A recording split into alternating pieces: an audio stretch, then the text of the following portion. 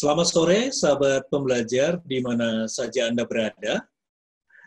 Saya Dewa kembali menjumpai Anda di seminar online yang diselenggarakan oleh Indonesia Belajar.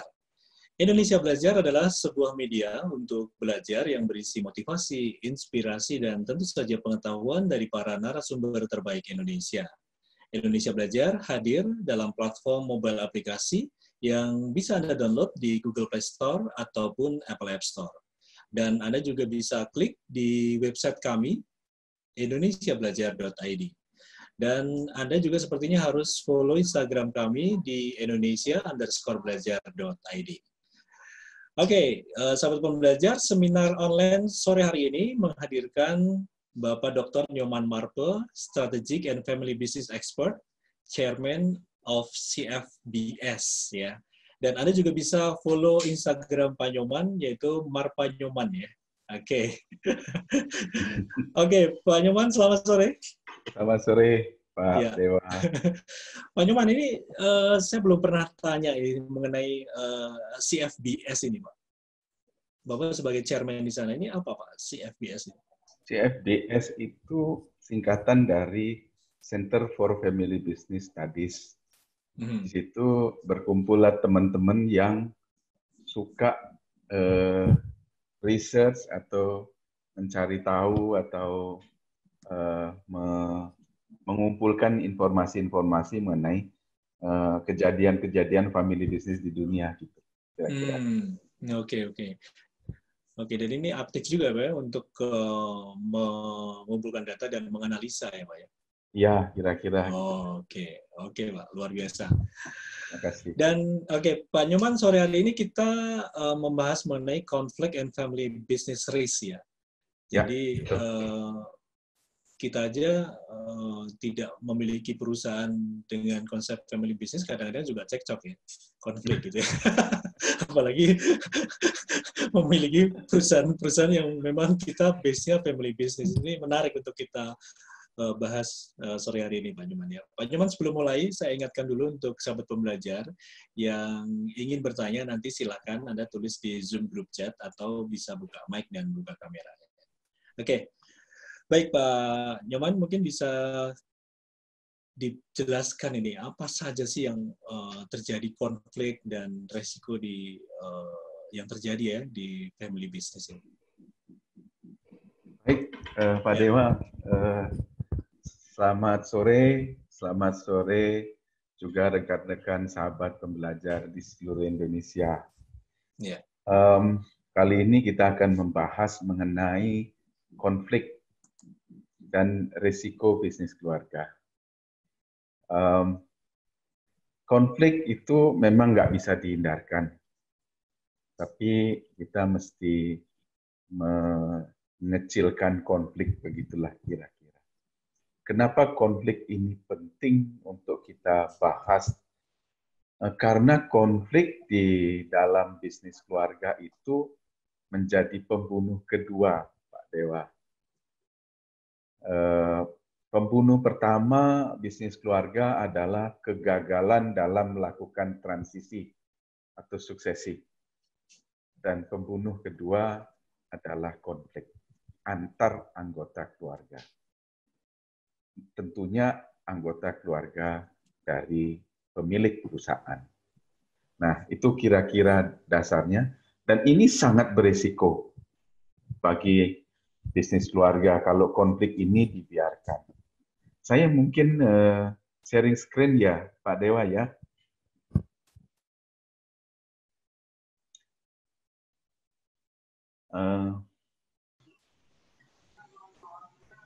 Ya, Pak, silahkan.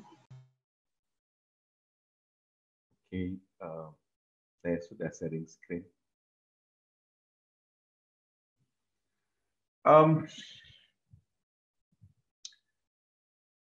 Mengetahui apa yang memicu konflik itu sangat penting. Tapi lebih penting lagi adalah bagaimana kita memitigasi konflik itu sendiri. Seperti yang saya katakan tadi, konflik ini memang penyakit menahun bagi banyak bisnis keluarga di dunia, baik bisnis keluarga yang besar maupun bisnis keluarga yang yang kecil, dari skala kecil sampai skala besar. Mari kita lihat, saya kembali lagi kepada elemen dinamika bisnis keluarga, elemen di mana peran keluarga tersebut. Kalau kita lihat di sini, keluarga seperti yang kita bicarakan minggu lalu, keluarga memiliki peran yang berbeda-beda.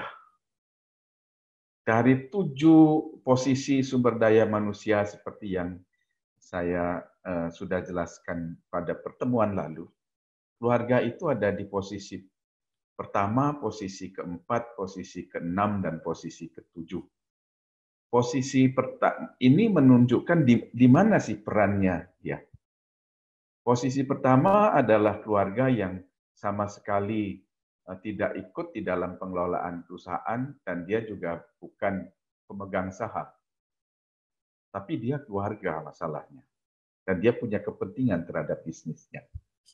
Lalu ada posisi yang keempat, ada keluarga yang pemegang saham di perusahaan tetapi tidak ikut mengelola. Dia punya kepentingan tentunya. Lalu ada yang keenam, adalah keluarga yang dia tidak punya saham, tetapi dia ikut mengelola perusahaan. Dia keluarga dan dia ikut mengelola perusahaan. Dan yang ketujuh, ini yang perannya paling banyak, itu dia keluarga yang juga pemegang saham dan juga ikut mengelola perusahaan. Nah, peran ini membuat touching-nya, membuat sentuhan dari masing-masing anggota keluarga itu berbeda-beda. Karena berbeda-beda perannya, berbeda-beda sentuhannya, berbeda-beda aksesnya, berbeda-beda kontribusinya, inilah ladang konflik bagi bisnis keluarga di seluruh dunia tentunya. Nah, apa sih yang memicu konflik di dalam bisnis keluarga? Dan apa saja sih yang mesti dihindari oleh para pebisnis keluarga untuk bisa menekan konflik tersebut? Ada 6 pemicu konflik utama. Sahabat pembelajar, 6 inilah yang menjadi penyakitnya kenapa konflik itu di dalam bisnis keluarga itu terjadi. Ada yang lain sih, tetapi 6 ini sangat penting untuk kita mitigasi. Pemicu pertama adalah kompensasi dan kepemilikan saham. Remunerasi, perbedaan remunerasi, perbedaan kepemilikan saham antar anggota keluarga bisa jadi menjadi konflik. Oleh karena itu, di dalam tata kelola bisnis keluarga yang baik, seharusnya juga membahas bagaimana remunerasi dari anggota keluarga. Tidak ujuk-ujuk disamakan, atau dan lain sebagainya, Nah, ini menjadi konflik yang pertama. Kenapa sih si A gajinya sama saya? Kan saya lebih banyak berkontribusi terhadap perusahaan begitu dibanding A, datangnya juga siang dan lain sebagainya. Nah, ini mulai. Nah, itu pemicu pertama. Pemicu kedua di dalam konflik adalah persaingan antar saudara. Persaingan antar saudara ini disebabkan oleh masing-masing pengen menonjol lebih. Pada saat ada orang tuanya, ada bapaknya masih menjadi pendahulu, mungkin bapaknya memberikan kesempatan ini untuk bersaing dan lain sebagainya. Tetapi mestinya pada saat mereka menjadi satu di dalam satu manajemen, persaingan itu sudah tidak harusnya menjadi titik utama. Sudah tidak perlulah ini lebih pintar daripada ini dan lain sebagainya. Si kakak lebih pintar daripada si adik, atau si adik lebih pintar daripada si kakak. Nah, ini mesti juga harus kita eliminasi. Lalu pemicu yang kedua di dalam konflik ini adalah perbedaan kesempatan dan keistimewaan. Ini muncul sebenarnya akibat dari perbedaan perlakuan oleh orang tua sebenarnya di awalnya. Ada orang tua yang sayang sama ini, yang sayang sama anaknya nomor 2 misalkan, diberikan kesempatan, diberikan peluang, diberikan keistimewaan, sementara anaknya yang nomor 3 atau nomor 1 tidak diberikan kesempatan yang sama. Ini muncul bibit-bibit perselisihan antar mereka.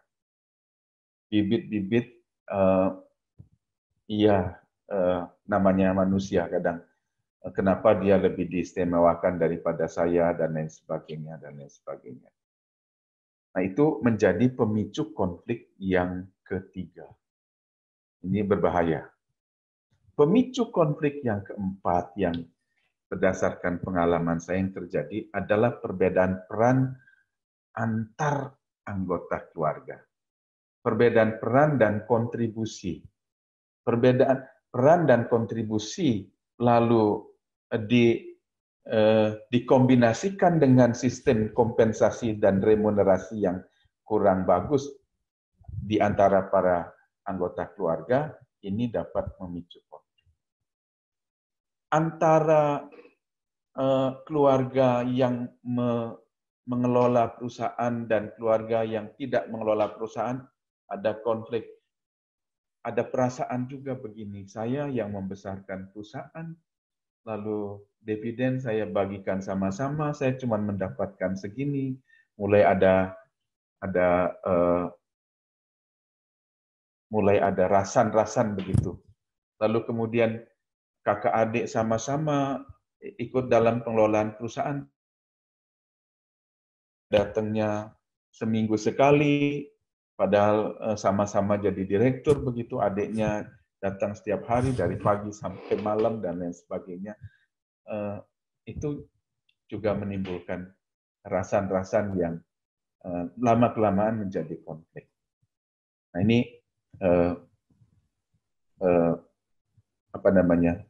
pemicu keempat dari konflik tersebut.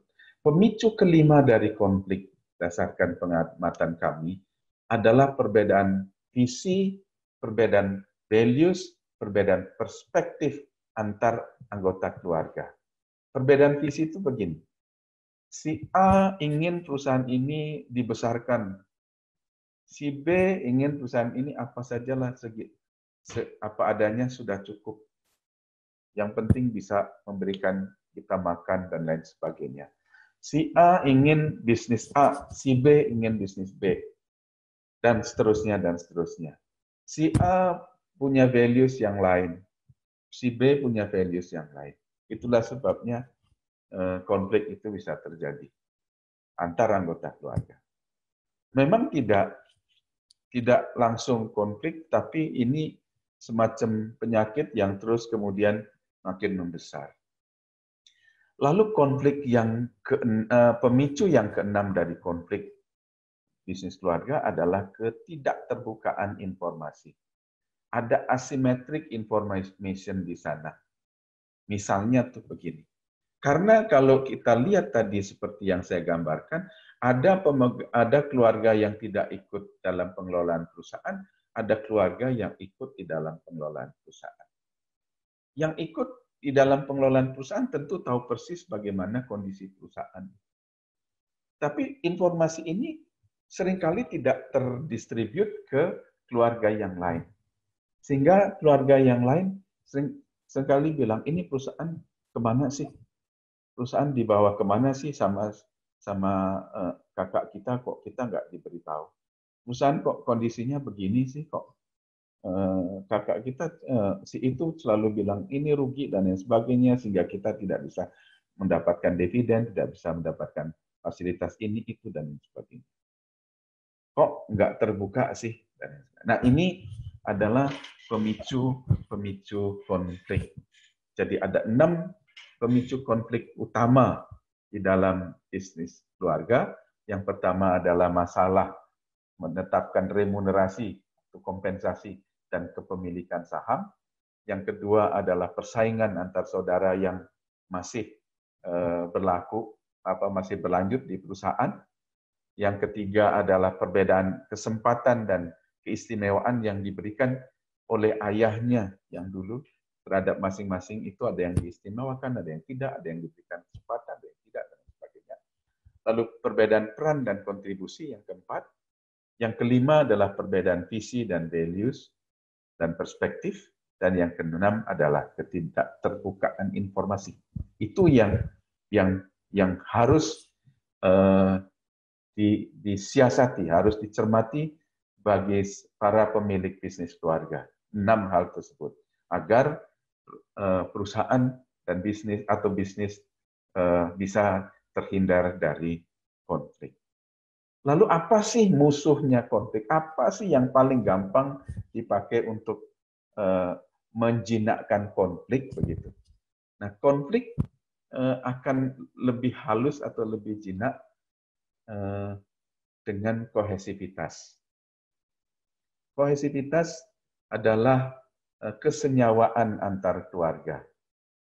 Kohesivitas dan konflik, kalau itu bertemu, itu memunculkan risiko. Seperti yang kita lihat ini, bagi perusahaan yang tingkat konfliknya tinggi dengan tingkat kohesivitas yang rendah, itu beresiko tinggi. Konflik terjadi, konflik terus. Tetapi kemudian cara menyelesaikannya tidak senyawa antar para pemegang saham atau antar para pemilik perusahaan. Ini berisiko sekali terhadap kehancuran bisnis. Nah,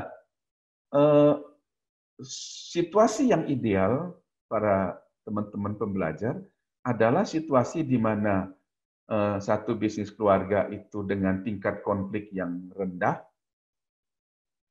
dengan tingkat kohesivitas tinggi. Artinya jarang ada konflik di keluarga tersebut, dan keluarga tersebut memiliki kesenyawaan yang tinggi. Jadi kalau ada konflik, gampang sekali mereka cair untuk sama-sama menyelesaikan tanpa ada saling ketersinggungan dan lain sebagainya. Nah, ini idealnya satu bisnis keluarga. Konfliknya rendah, tingkat kohesivitasnya tinggi. Nah, bagi perusahaan-perusahaan di mana keluarganya memiliki tingkat konflik yang tinggi tetapi kohesivitasnya juga tinggi, maka ini resikonya sedang. Karena aliran untuk resolve dari konflik tersebut itu bisa lebih lancar karena tingkat kohesivitasnya yang tinggi. Nah, namun juga bagi perusahaan yang tingkat kohesivitasnya rendah, tapi konfliknya rendah, itu pun risikonya sedang. Memang nggak terlalu senyawa, tapi mereka jarang berkonflik, dan lain sebagainya. Nah, ini hubungan antara kohesivitas dengan konflik.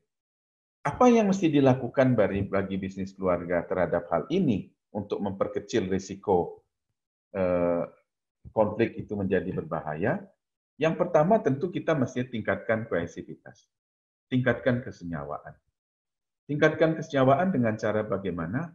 Yang pertama adalah sering-seringlah bertemu antar keluarga. Bertemu antar keluarga kan tidak harus bicara mengenai bisnis. Biasanya di dalam family meeting ini atau pertemuan keluarga ini lebih banyak bicara hal-hal lain lah. Hal-hal bicara hobi, lalu makan bersama, ngumpul, catering, dan lain sebagainya. Sehingga membuat keluarga lebih blended. Itu penting di sana. Bisa seminggu sekali, bisa sebulan sekali. Periodically dilakukan pertemuan keluarga itu penting. Relax saja, kita bicara santai saja, tidak perlu bahas yang serius begitu. Jadi keluarga bisa ketemu sebagai sebuah keluarga. Semua jabatan dilepaskan dan lain sebagainya, ketemu bisa sambil makan-makan, Bisa sambil masak-masak, bisa sambil mancing, bisa sambil jalan-jalan, dan lain sebagainya. Nah, lalu kemudian yang kedua, untuk meningkatkan tingkat kohesivitas, kita perlu membangun yang namanya code of conduct antar anggota keluarga. Apa sih yang boleh dan apa yang tidak boleh? Misalnya, oke lah code of conduct-nya gini deh, setiap anggota keluarga yang ada dan ikut di dalam mengelola bisnis harus datang setiap hari, Senin sampai Jumat, ke kantor, lalu kita akan adakan meeting setiap Rabu, dan lain sebagainya. Tidak boleh mengambil uang untuk keperluan pribadi, tidak boleh menempatkan personel tanpa melalui prosedur, dan lain sebagainya, dan lain sebagainya. Itu code of conduct dari family, namanya family code of conduct mesti dibangun. Ini bisa meningkatkan blended tersebut, keluarga tersebut blended atau lebih bersenyawa di dalam mengelola perusahaan. Lalu kemudian bagaimana menurunkan tensi atau menurunkan kadar konflik? Yang pertama, untuk mengurangi potensi konflik, kita mesti bangun tata kelola yang baik. Keluarga sepakat untuk membangun tata kelola yang baik. Di dalam bisnis keluarga, tata kelola itu ada dua. Kalau bisnis non keluarga, kita kenal dengan good corporate governance begitu. Tetapi di dalam bisnis keluarga, tidak hanya tata kelola perusahaan yang harus kita bangun, tetapi juga tata kelola keluarga. Kalau bicara tata kelola perusahaan, ya kita bicara SOP-nya, bicara KPI, bicara prosedur, dan lain sebagainya. Itu di tata kelola perusahaan. Itu kita bangun. Sepakat nih membangun antar keluarga, antar anggota keluarga. Lalu kita masuklah ke dalam tata kelola keluarga. Nah, di dalam tata kelola keluarga atau yang dikenal dengan family governance, di situ sudah dimasukkan nanti ada remunerasi, bagaimana kesejahteraan anggota keluarga yang tidak ikut di dalam pengelolaan perusahaan, bagaimana pendidikan anak seperti apa, perekrutan anggota keluarga seperti apa, lalu kemudian keterwakilan keluarga di dalam perusahaan akan seperti apa. Itu diatur di dalam tata kelola keluarga. Jadi yang penting juga untuk dibangun oleh bisnis keluarga untuk mengurangi potensi konflik adalah membangun tata kelola perusahaan yang baik dan membangun tata kelola keluarga yang baik.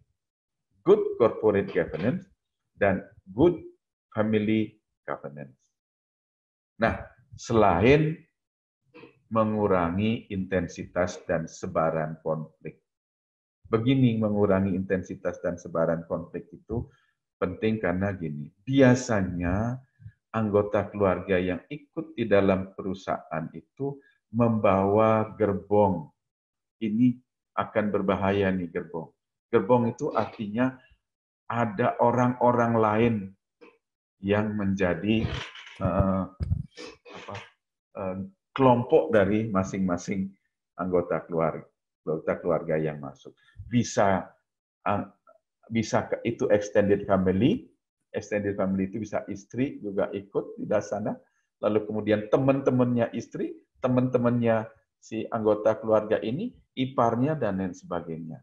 Ini kalau itu masuk ke dalam perusahaan dan terjadi konflik antar anggota keluarga, maka sebarannya akan masif.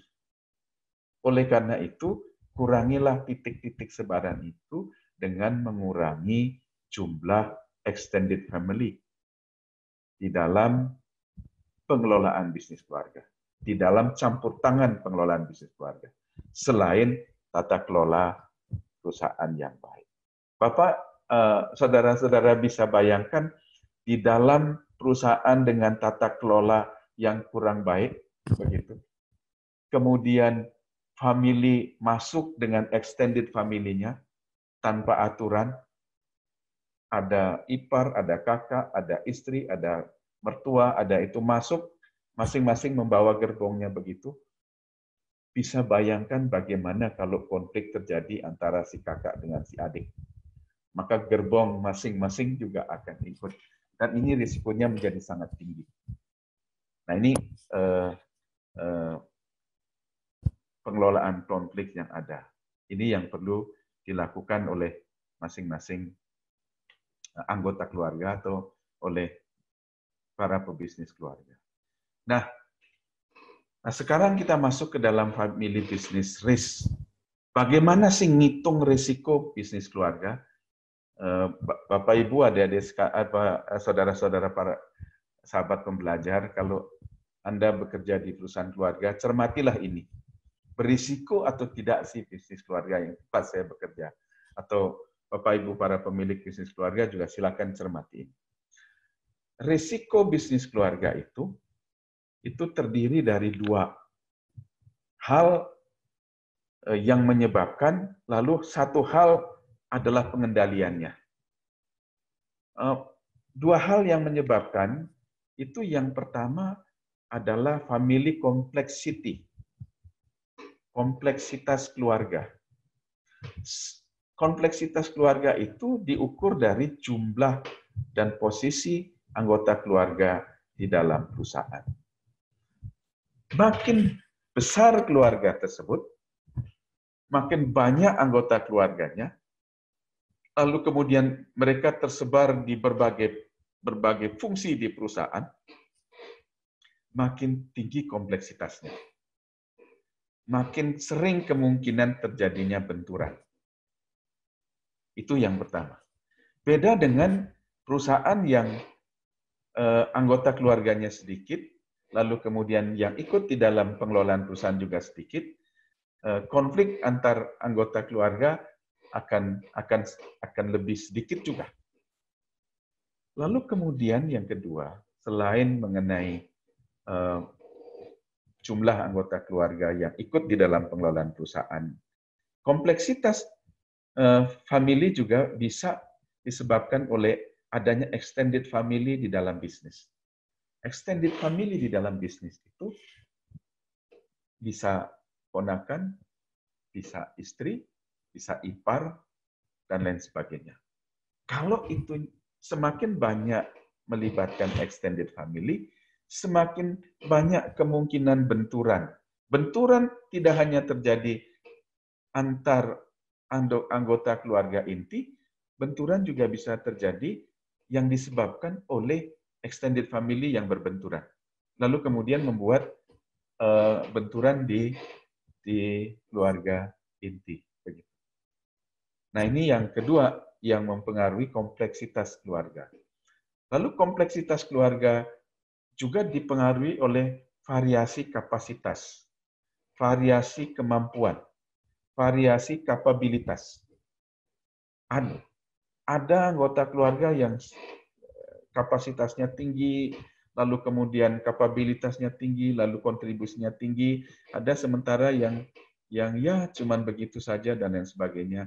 Nah ini bisa menimbulkan ketidaksetaraan antar anggota keluarga. Ketidaksetaraan antar anggota keluarga ini akan juga menjadi kompleksitas tersendiri di dalam menciptakan konflik dalam bisnis keluarga. Nah, lalu kemudian itu mengenai kompleksitas dari keluarga. Satu hal. Hal yang kedua yang memicu risiko dari bisnis keluarga adalah kompleksitas dari bisnis tersebut. Kompleksitas dari bisnis tersebut itu dipengaruhi oleh besaran dari bisnisnya. Tentu antara bisnis yang kecil dengan bisnis yang besar itu kompleksitasnya berbeda. Lalu kemudian industrinya juga mempengaruhi kompleksitas antara trading, manufacturing, construction, developer, services, itu juga memiliki kompleksitas yang berbeda. Lalu sebaran usaha. Bisnis-bisnis keluarga yang menyebar di berbagai lokasi begitu, ini juga menjadikan bisnis itu semakin kompleks. Nah, perpaduan antara kompleksitas dari keluarga dan kompleksitas dari bisnis itu menimbulkan risiko mutlak dari bisnis keluarga. Berbeda sekali antara bisnis keluarga yang bisnisnya cuma satu di satu daerah, lalu kemudian anggota keluarganya juga cuma 2 orang yang di situ. Tentu risikonya berbeda dengan bisnisnya menyebar di mana-mana, besarannya juga menyebar di mana-mana, lalu kemudian anggota keluarga yang masuk di sana juga, anggota keluarganya sudah banyak, extended family-nya ngikut, ipar, adik, ponakan ipar, temannya ipar, saudaranya ipar, dan lain sebagainya masuk di situ, kita bisa bayangkan. Lalu pasti sangat berisiko bisnis ini. Nah, kompleksitas bisnis dan kompleksitas keluarga ini itu hanya akan bisa dikurangi risiko dengan adanya governance structure. Saya selalu mengatakan kepada seluruh teman-teman para pebisnis keluarga, tolong governance structure-nya dibuat sebagus mungkin. Buatlah corporate governance yang bagus, good corporate governance, buatlah aturan tata kelola yang bagus. Nanti kita ada session sendiri membahas mengenai governance ini. Kalau bisnisnya kompleks, familinya kompleks, governance structure-nya juga fit begitu, Pak Dewa, ini akan mengurangi risiko kehancuran bisnis akibat konflik. Tapi kalau bisnisnya kompleks, familinya kompleks, governance-nya amburadul, kita tinggal tunggu waktu kapan ini akan roboh satu persatu. Nah, yang bagus adalah familinya itu tidak terlalu kompleks, bisnisnya itu juga tidak terlalu kompleks, governance structure-nya bagus. Saya selalu mengatakan, contohnya lah gitu, Faber-Castell misalnya. Familinya tidak terlalu kompleks, karena hanya satu anggota keluarga yang boleh ikut campur di dalam bisnis tersebut. Maksimum 2. Sehingga kompleksitas family konfliknya di dalam bisnis akan semakin kecil. Lalu kemudian yang bisnisnya di Amerika, bisnisnya hanya pensil dan turunannya tidak masuk kemana-mana, walaupun ada di berbagai belahan dunia. Dan kemudian yang menjadi masalah juga, mereka punya governance structure-nya juga bagus.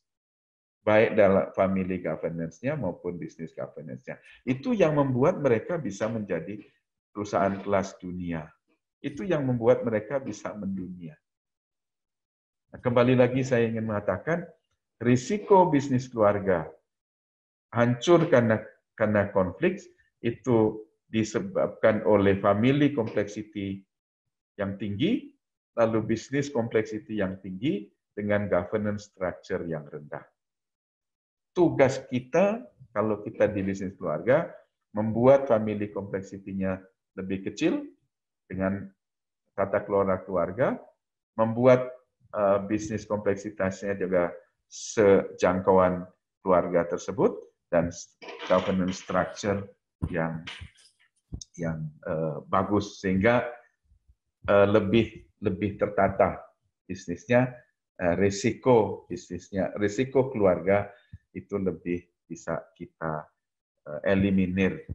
Nah, ini tidak pernah dibicarakan di dalam risiko bisnis, karena bicara risiko bisnis lebih banyak bicara mengenai risiko mikro, industrinya, risiko makro, dan lain sebagainya, tidak pernah melihat risiko ini. Padahal ini mungkin pembunuh lebih besar dibandingkan dengan risiko bisnisnya itu sendiri. Itu kira-kira Mas Dewa. Lalu kemudian saya mengingatkan kembali kepada para pebisnis keluarga mengenai Code of Conduct. Karena ini akan saya ingatkan beberapa kali Karena code of conduct inilah yang akan menyelamatkan bisnis tersebut dari konflik. Pertama, pengelolaan mengenai kas atau apa yang dikenal dengan keuntungan keuangan antara anggota keluarga mesti transparan lah. Sehingga tidak ada saling curiga-mencurigai begitu Pak Dewa. Lalu kemudian mengenai komunikasi, tadi saya sudah katakan, keluarga mesti senyawa. Keluarga mesti kohesivitasnya bagus. Nah, untuk bisa senyawa, maka komunikasinya perlu ditingkatkan.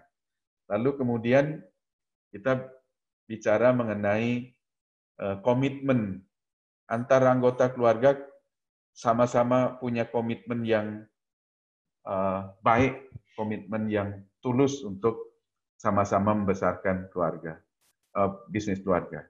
Lalu kemudian kritisisme itu biasalah, kritik itu kritik membangun, jangan menjatuhkan dan lain sebagainya. Lalu kemudian kredit itu memberikan ruang kepada anggota keluarga yang lain juga untuk mendapatkan mendapatkan poin. Jangan poin itu diambil sendiri. Humble lah sedikit. Mungkin saya paling pintar, tapi kita mesti kasih kredit juga pada adik saya supaya dia juga muncul begitu. Sehingga tidak terjadi merasa ada yang minder lalu dan lain sebagainya. Dan yang terakhir adalah compassionate. Compassionate, belas asih dan lain sebagainya antar anggota keluarga itu akan sangat-sangat berpengaruh terhadap bagaimana konflik itu bisa kita resolve dan bagaimana risiko bisnis itu bisa kita turunkan, kita rendahkan kembali akibat konflik. Nah, itu kira-kira pembahasan kita hari ini mengenai konflik dan risiko bisnis keluarga. Terima kasih banyak, sahabat pembelajar. Waktu saya kembalikan ke Pak Dewa. Terima kasih Pak Dewa, silakan. Oke, terima kasih Pak Nyoman. Luar biasa. Tadi saya agak ada waktu hilang karena saya kelempar dari ruangan meeting. Tiba-tiba listrik padam di area tempat saya tinggal, jadi BTS juga down, jadi nggak bisa tethering segala macam. Tapi baiklah, saya bisa membayangkan dari slide yang saya terima dari Pak Nyoman ya. Saya buka untuk sahabat pembelajar yang ingin menanyakan atau sharing, silakan. Saya tunggu di Zoom group chat atau langsung buka mic atau buka kamera. Saya sapa dulu, ini ada Pak Ray Javasena juga, gabung juga di sore hari ini. Mungkin ada sesuatu yang ingin ditanyakan Pak Ray atau di-sharingkan, silakan langsung buka mic saja. Ada Pak? Pak Ray. Oke, Pak Ray, silakan Pak Ray. Selamat sore, Pak Dewa. Salam sehat. Salam sehat juga, Pak. Dr. Nyoman Marpa, salut banget. Ini terima kasih. Ilmu sangat luar biasa, Pak Nyoman, karena I can feel it. Gitu ya. Ketika dan terus terang, I'm speechless ya. Saya nggak bisa berkata-kata karena absolutely right. Gitu loh. Makanya tadi saya minta admin untuk bergabung dengan grupnya Pak Nyoman. Mohon izin Pak Nyoman. Silakan dengan senang hati, Pak Ray. Matur suwun banget. Terima kasih sudah diizinkan bergabung. Begini Pak Nyoman, sebetulnya begini ya. Di antara tadi yang Bapak sampaikan itu, I can feel it karena saya bisa merasakan ketika family business yang dibangun oleh orang tua itu memang meng-hire ada 7 bersaudara ya, 7 brothers. I am the last child ya, saya anak terakhir, saya anak bontot begitu. Sehingga pernah suatu ketika bapak saya mengirim sampai ke US ya, sampai ke Amerika untuk belajar tentang manajemen segala macam. Dan saya pulang ke Indonesia, saya bisa mengembangkan perusahaan bapak saya sampai ke ekspor. Tetapi tadi ada beberapa identifikasi dari Pak Nyoman yang kena di saya. Terima kasih. Akhirnya shortcut-nya itu tadi ya, mau tidak mau harus membuat saya keluar dari lingkungan itu. Artinya ada beberapa tadi diagram yang, wah ini gua banget gitu. It's happened to me, Pak Nyoman. It's happened to me. Artinya begini, intinya, daripada konflik itu berkepanjangan dan nanti membuat orang tua saya sedih, makanya lebih baik saya keluar dari zona itu.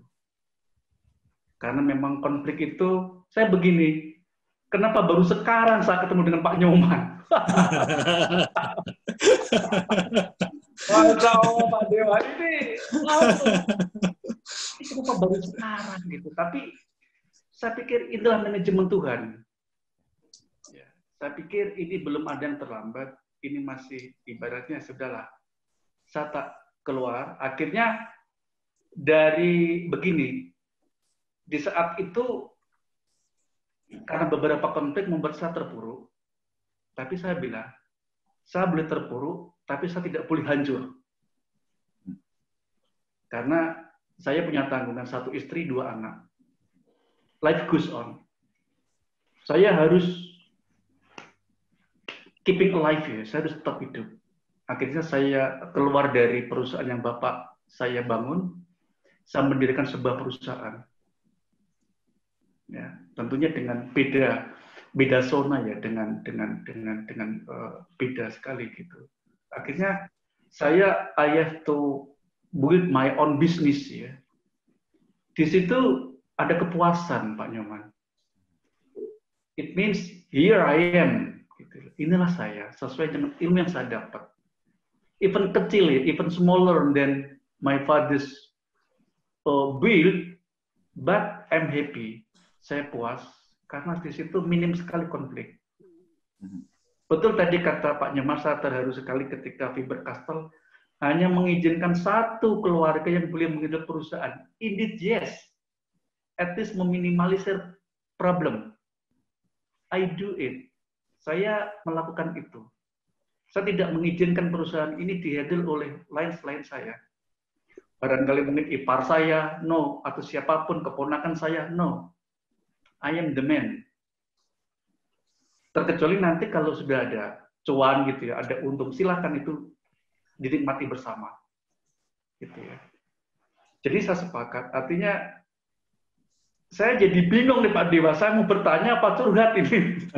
Silakan Pak. Mengarahnya ke curhat ini Pak. Nah, betul. Makanya saya tadi, beruntung sekali saya di call Pak Dewa untuk diminta bicara. Ini I'm speechless ya. Thank you so much Pak Dewa telah memberi kesempatan saya untuk speak up di ruangan ini, tetapi saking speechlessnya saya tidak siap untuk bertanya. Karena itulah ini wow banget gitu. Ini wow banget. Tadi itu Pak, kenapa baru sekarang Tuhan menghadirkan Pak Nyoman di hadapan saya. tapi I'm still lucky ya, tetap saya beruntung. Iya. Ya, di mediasi Pak Nyoman Pak Dewa sehingga saya kenal Pak Nyoman gitu ya. Waduh. Sehingga semakin input my data bagaimana untuk menyelamatkan ibaratnya perusahaan yang ada konflik and still keep continuing. Even I'm not in that area anymore, I'm outsider, Pak Nyoman. Tapi at least dari ilmu Pak Nyoman nanti yang mungkin bisa untuk menyelamatkan, gitu Pak Nyoman. Karena I'm free now, saya sudah merdeka, saya sudah saya sudah merdeka, saya sudah freedom. Tapi ketika melihat keterpurukan itu kan saya kan jadi sedih. Makanya ini ada ilmu Pak Nyoman yang nanti dari grup WA mungkin bisa saya share ke saudara gitu ya, untuk diskusikan gitu. Saya mohon izin Pak Dewa, saya biasanya bertanya, tapi untuk kali ini ya Pak. Lightening ini pencerahan sekali. Ini pencerahan. Iya. Jadi itu tadi saya belum siap untuk bertanya. Ini curhatan dulu Pak Nyoman. Iya. Baik Pak Rey. Supaya adil nanti biar ada yang bertanya lagi supaya adil saya itu. Pak Dewa, thank you so much. Pak Nyoman. Sama-sama Pak. Semoga berkah. Ya, semoga berkah Amin. Pak. Amin. Amin. Oke, baik. Saking speechless-nya ya, Pak Rey ya. Tidak ada pertanyaan tapi curhat. Nggak apa-apa, Pak Rey. Ya biasanya Pak Rey buka kamera, soalnya tadi kok ditutup kameranya mungkin sedang terharu atau apa, jadi saya mention sedih. Ini saya bilang, ini Pak Nyoman punya The Sixth Sense atau Indigo apa ini? Ini makanya tadi, aduh, saya tidak mau ya. nanti wajah saya dilihat Pak Nyoman nanti malah malu saya, apalagi sama Mas Dewa ya, aduh, jadi penuh lagi. Saya bilang iya, kena di saya, kena gua. Oke, Pak Rey, ya terima kasih. Pak Nyoman, ya. Nanti saya mau izin ngerepoti Pak Nyoman untuk sharing ya Pak Nyoman ya. Silakan. Ya. Silakan dengan senang hati Pak Rey. Thank you so much. Ya. Pak Nyoman mungkin ada komentar dengan curhatannya Pak Rey ini ya, terkait dengan daripada menghadapi konflik lebih baik jadi freeman gitu ya, artinya mendirikan perusahaan sendiri. Ada komentar Pak Nyoman? Ya, memang itu kan pilihan Pak Rey untuk menyelamatkan daripada konflik di dalam. Karena kalau konflik di dalam itu yang hilang nanti tidak hanya perusahaan, tapi keluarga juga bisa hilang. Saya dulu awal pada saat saya mulai research itu di tahun 2002 lah. Tadinya saya nggak pernah kepikiran research bisnis keluarga gitu. Salah seorang teman ya konglomerat pada saya itu lagi krisis kan tahun 99 tahun 2000 lah, ngobrol sama saya,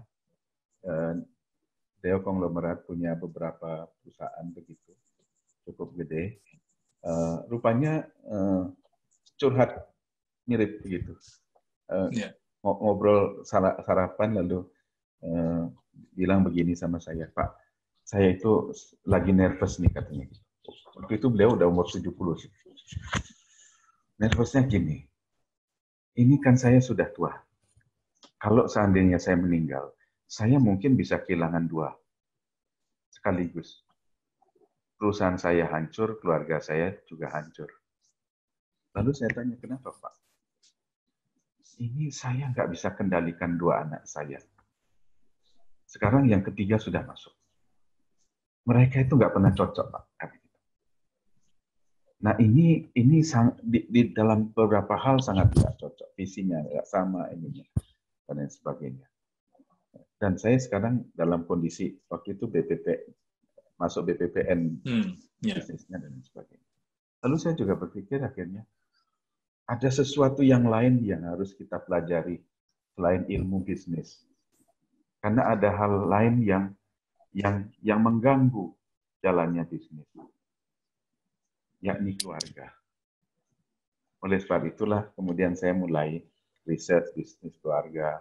Bahkan akhirnya saya terpaksa sekolah supaya struktur riset saya bisa lebih terstruktur. Saya akhirnya ngambil S3 dengan mengkhususkan bisnis keluarga.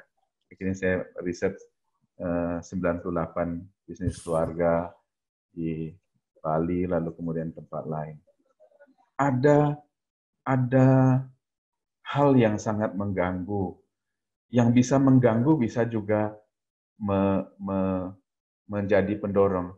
Seperti apa yang saya katakan pada pertemuan minggu lalu, bahwa keluarga itu bagaikan nuclear power plant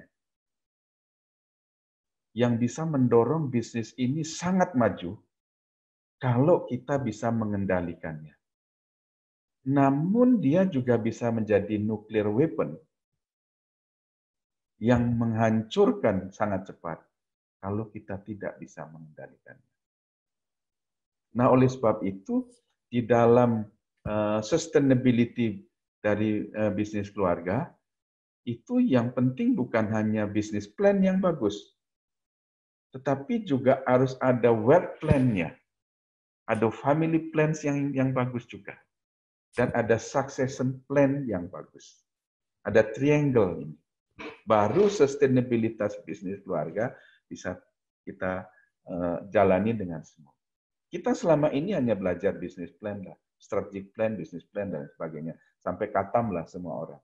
Tapi begitu berhadapan dengan keluarga, bisa jadi business plan ini tidak terpakai sama sekali. Gitu. Nah itulah menurut saya itu hasil dari belajar tentang bisnis keluarga di dunia lah kira-kira begitu. Itu kira-kira Pak komentar saya. Mungkin di session-session lain kita bisa lebih dalam lagi ya. Oke, terima kasih Pak Nyoman. Semoga Pak Ray terjawab ya, bukan terjawab ya, tapi ada tambahan insight baru ya dari komentar Pak Nyoman.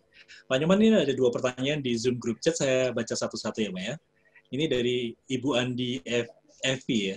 Kalau halo Pak, mau tanya tentang transparansi keuangan dalam bisnis keluarga.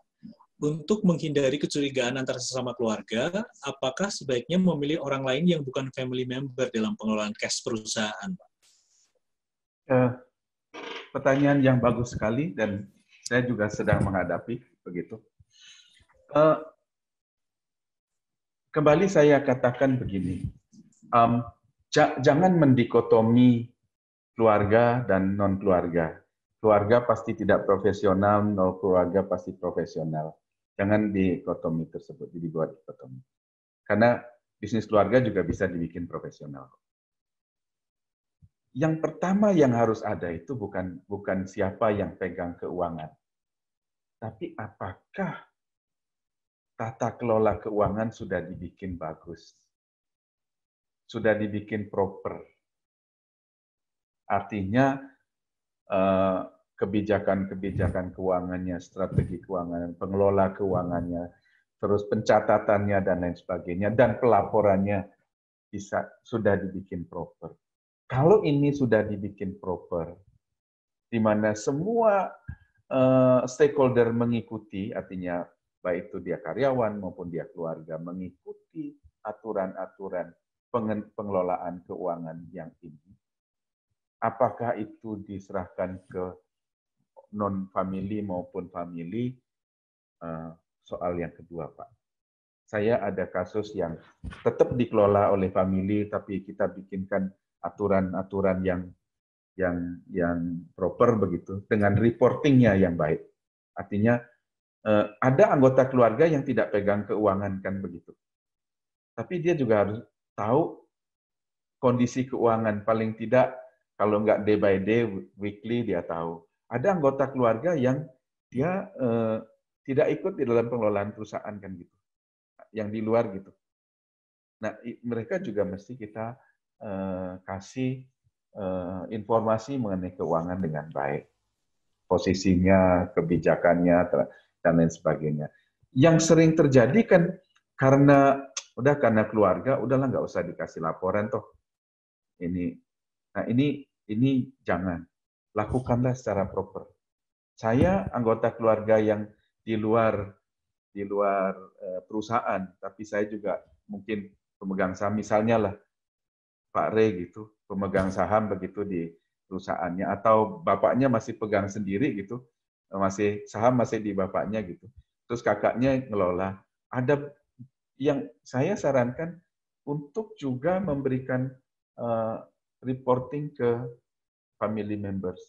Paling tidak melakukan pertemuan-pertemuan rutin. Saya sering sarankan, adakanlah pertemuan rutin, keluarga diundang, figur dari perusahaan ini dijelaskan oleh yang CEO-nya misalnya adalah anggota keluarga, kakak atau adik. Mungkin sekarang dia nggak bertanya, karena fine-fine aja. Tapi pada saat terjadi sesuatu, dia bisa saja berbalik bertanya, loh kok begitu pengelolaannya? Loh kok kita nggak tahu? Nah ini yang bagi bisnis keluarga harus benar-benar di openi. Memang dia keluarga boleh cincai-cincai, tapi begitu urusan bisnis, ikutilah aturan yang baik. Jadi saran saya yang pertama kali yang dilakukan adalah buatlah tata kelola keuangan yang baik, yang proper, baik itu penggunaan, kemudian pelaporan, kebijakan keuangan yang proper, yang ini didistribute reportnya. Jangan banyak sekali perusahaan keluarga yang keluarganya yang lain laporan keuangan juga nggak dapat. Bahkan RUPS juga tidak pernah dilakukan begitu. Tahu-tahu bilang, waduh perusahaan kita bangkrut, rugi dan lain sebagainya. Nah, saya juga curiga kalau begitu. Yuk bawa kemana selama ini? Tapi kalau kita comply, rutin kita berikan mereka report dan lain sebagainya, mereka tahu kondisinya, kita undang, kondisinya begini loh, kita rencana mau investasi ini, investasi itu, dan lain sebagainya. Nah, hal-hal itu bisa kita hindarkan. Kira-kira gitu jawaban saya. Ya, terima kasih Pak Nyoman. Ya. Bu Andi Evi, semoga terjawab ya. Jadi sarannya adalah membuat tata kelola keuangan yang baik ya. Siapapun yang akan handle ya Pak ya. Ya. Oke, baik, terima kasih atas jawabannya Pak Nyoman. Ini Bu Andi Evi menyampaikan respon. Selanjutnya, Ibu Abel, selamat sore Pak. Mau tanya tips-tips pengelolaan SDM dalam perusahaan keluarga yang tepat agar tidak memicu berbagai konflik terkait evaluasi kerja, kompensasi, dan pengembangan karir tiap individu yang menjalani perusahaan keluarga tersebut. Terima kasih Pak. Baik, pertanyaan yang bagus sekali, Pak Dewa. Di dalam bisnis keluarga itu ada 7 jenis manusia. Kalau kita lihat tadi, ada keluarga yang tidak ikut ngelola dan juga tidak memiliki saham. Dia punya kepentingan. Istri misalnya gitu, dia juga punya kepentingan. Bahkan bukan hanya kepentingan, dia punya akses juga kadang-kadang. Kadang-kadang kebijakan-kebijakan strategis juga di-confirm ke keluarga ini. Ada keluarga yang ikut di dalam pengelolaan perusahaan tetapi tidak memiliki saham. Ada keluarga yang punya saham tapi tidak ikut mengelola perusahaan, juga ada. Lalu ada keluarga yang ikut mengelola perusahaan dan memiliki saham, juga ada. Nah, seringkali ada minority shareholder di situ yang bukan keluarga. Dia bisa ikut dan bisa tidak ikut dalam mengelola perusahaan. Dan ada terakhir, bukan anggota keluarga, tidak punya saham, tapi dia ikut jadi karyawan. Kayak karyawan biasa. Nah, bagaimana membangun sumber daya manusianya? Kembali saya katakan, kalau kita bicara tata kelola yang benar, kita lakukan tata kelola yang benar secara menyeluruh. Baik itu anggota keluarga maupun bukan anggota keluarga. Baik itu dia pemegang saham maupun bukan pemegang saham. Begitu berhadapan dengan pengelolaan sumber daya manusia, begitu berkenaan dengan career planning, begitu berkenaan dengan remunerasi, buatlah acuannya yang benar. Termasuk bagaimana penilaiannya. Buatlah standar-standar yang benar. Di luar itu kita memberikan hal yang lain terhadap keluarga, silakan.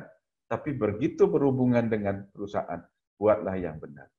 Saya bukan anggota keluarga, si B anggota keluarga, kita punya posisi yang sama, kita harusnya diberikan remunerasi yang sama, diberikan tanggung jawab yang sama, dengan KPI yang sama. Baik itu saya yang bukan anggota keluarga, maupun si B yang anggota keluarga. Ini yang mesti dilakukan. Kadang-kadang memang bicaranya gampang, tetapi eksekusinya susah. Karena begitu bicara mengenai keluarga dan perusahaan, kita bicara antara yin dan yang. Antara yang mementingkan harmoni dengan yang mementingkan capaian-capaian dan target. Belum lagi si ibu ngikut. Oh, si B itu gagal dalam mengelola unit ini, gua mau keluarin. Jadi ibunya bilang, itu adekmu loh, katanya gitu. Ini mesti adik ini. Ya tepos liro dikit lah. Kan. Nah, muncul yang gitu-gitu. Sehingga standarnya menjadi double. Menjadi ganda. Nah, kalau ada pimpinannya yang juga anggota keluarga, itu juga dilema. Saya ada satu kasus yang istri CEO pegang keuangan, dia tahu nggak bener nih megangnya. Waktu itu saya ditanya, Pak, ini istri saya, Pak. Apa yang mesti saya lakukan? Bapak nanya saya jawaban profesional atau jawaban keluarga? Ya, jawaban profesional lah kami gitu. Jangan taruh dia di keuangan. Itu tidak hanya bermasalah bagi perusahaan, dia bermasalah juga kepada adik Bapak. Kecurigaan akan muncul. Terus ganti. Diganti, Pak. Tapi dampaknya apa? 6 bulan tidak diajak ngomong sama istrinya. Iya. Tapi sekarang sudah bagus. Tatanannya udah bagus. Itu pertama saya ketemu beliau akhirnya. Sekarang sudah bagus. Istrinya juga sudah paham. Ya, dan sudah komunikasi lagi yang penting. Sudah komunikasi lagi. 6 bulan, Pak, katanya. 6 bulan, lumayan. Tapi mungkin profit ya jadinya agak menerima ya. Atau gimana? Ya, akhirnya lama-lama tahu bahwa pengelolaannya makin bagus. Okay. Ada aturan ini, ada aturan itu, ada ini. Oke. Baik, Pak Nyoman. Ini waktu kita sudah tidak bisa diperpanjang lagi nih. Asik banget ini sampai jam 4:30. Pak Nyoman, mungkin ada closing statement untuk tema kita hari ini, Pak. Baik, makasih Pak Dewa. Selamat sore, sahabat pembelajar. Saya menekankan pertama bahwa konflik keluarga di dalam bisnis keluarga tidak bisa dihindarkan. Karena memang nature-nya antara bisnis dan keluarga itu punya sifat yang berbeda. Punya sifat yang bertolak belakang menjadi satu di dalam satu kumpulan namanya bisnis keluarga. Yang bisa kita lakukan adalah mengeliminir konflik tersebut dengan membuat 3 hal. Yang pertama, kita mesti punya yang namanya tata kelola bisnis yang baik. Yang kedua, kita mesti punya yang namanya tata kelola keluarga yang baik. Dan yang ketiga adalah kesenyawaan antar anggota keluarga. Itu bisa menjadi pelumas di dalam penyelesaian konflik antar keluarga. Sering-seringlah ngobrol-ngobrol bareng, sering-seringlah nonton film bareng bersama keluarga, masak bareng dan lain sebagainya, main gaple dan lain sebagainya, supaya lebih senyawa antara anggota keluarga, sehingga konflik bisa diselesaikan dengan lebih ringan. Itu kira-kira dari saya, dan ingat bahwa konflik adalah pembunuh kedua di dalam bisnis keluarga. Hati-hati dengan konflik itu sendiri. Sangat berisiko. Terima kasih Pak Dewa. Terima kasih juga Pak Nyoman, luar biasa sharingnya sore hari ini. Terima kasih juga untuk Pak Re, terima kasih untuk Ibu Andi Evi, Ibu Abel atas pertanyaan dan sharingnya. Untuk sahabat pembelajar yang lain, semoga bermanfaat. Tema kita hari ini tentang konflik dan risiko di dalam bisnis keluarga. Sekali lagi terima kasih Pak Nyoman, terima kasih sahabat pembelajar. Kita ketemu lagi Jumat sore minggu depan, tentu dengan tema yang lebih menarik lagi. Salam sukses luar biasa, stay healthy.